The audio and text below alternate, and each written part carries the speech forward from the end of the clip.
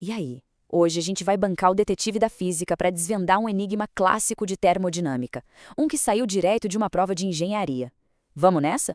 Muito bem, detetives! Nosso caso está oficialmente aberto. Vamos dar uma olhada na cena do crime, quer dizer, no enunciado do problema.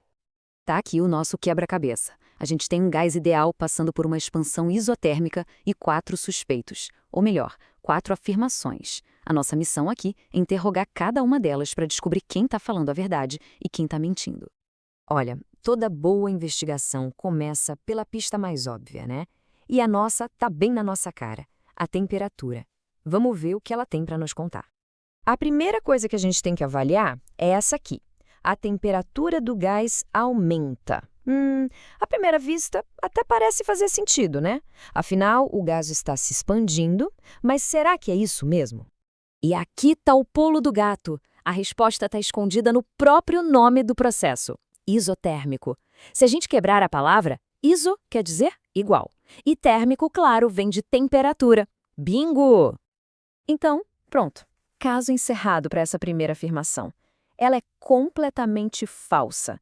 Pela própria definição, se o processo é isotérmico, a temperatura fica ali, ó, cravada, constante do começo ao fim. Primeiro suspeito, descartado.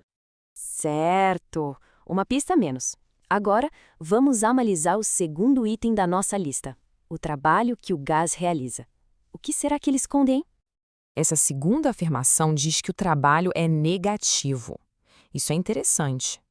O gás está se expandindo, ocupando mais espaço. Parece que ele está trabalhando bastante, né? Mas esse trabalho seria negativo? Vamos investigar isso aí. E olha só, a termodinâmica tem uma regra de ouro bem clara sobre isso, como a gente vê nessa citação. É uma convenção que praticamente resolve o nosso mistério. E aqui fica tudo mais claro. Pensa assim: quando o gás expande, é como se ele estivesse empurrando o que está em volta para fora. Ele está realizando trabalho no ambiente. Então o sinal é positivo. Agora, se o ambiente empurra ele de volta, se o comprime, aí o trabalho é feito sobre ele. E o sinal vira negativo. Bem lógico, né? Com isso em mente, a segunda afirmação também cai por terra. Como o nosso gás está em expansão, o trabalho que ele realiza só pode ser positivo. Segundo suspeito, culpado de ser falso. Já estamos na metade do caminho. Agora, a nossa lupa vai para um conceito que parece um pouco mais abstrato, mas que é fundamental: a energia interna. A terceira peça do nosso quebra-cabeça é a energia interna do gás fica constante. O que isso quer dizer na prática? Basicamente, a gente quer saber se a energia total das moléculas ali dentro muda ou não. E o que é bem interessante aqui é esse princípio, que veio direto do gabarito comentado da prova. Para um gás ideal, a energia interna é uma função exclusiva da temperatura, só dela. E é aqui que a gente conecta as pistas. Se a energia interna só depende da temperatura, e a gente já provou que a temperatura está constante, bom, aí é pura lógica, né? A energia interna também tem que ficar constante. Finalmente, uma afirmação verdadeira. Chegamos à nossa última pista.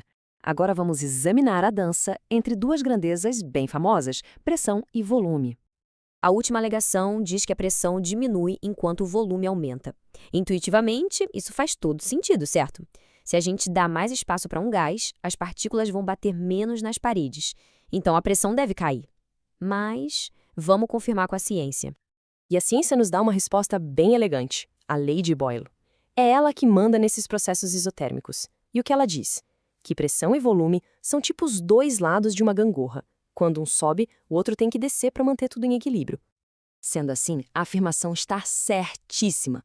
Como a gente está falando de uma expansão, o volume está aumentando. Para a gangorra da lei de Boyle continuar equilibrada, a pressão precisa diminuir. Temos a nossa segunda afirmação verdadeira.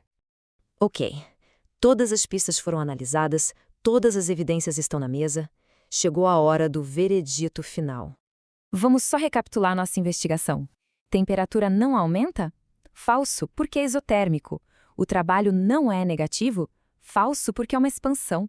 A energia interna fica constante? Verdadeiro, porque a temperatura é constante. E a pressão diminui enquanto o volume aumenta? Verdadeiro, pela lei de Boyle. Isso nos leva, então, à sequência correta. Falso, falso, verdadeiro, verdadeiro. A resposta certa é a alternativa D, caso resolvido.